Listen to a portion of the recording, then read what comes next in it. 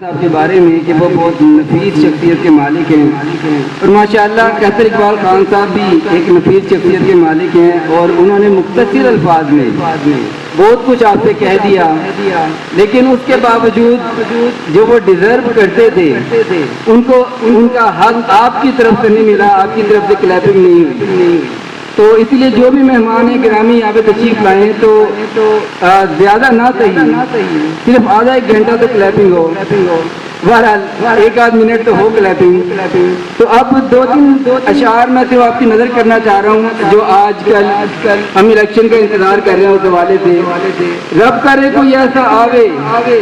رب کرے کوئی ایسا آوے، سب چورانو لمیا پاوے،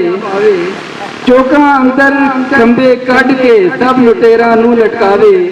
مگر مچا دے ٹھڈاں وچوں کھادا پیتا کڈ لیاوے۔ ہماری تو یہی دعا ہے کہ جب بھی الیکشن ہو، جو بھی پارٹی ہو،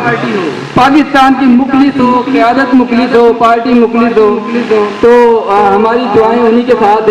ہیں۔ اب میں مختصر سے وقت کے لیے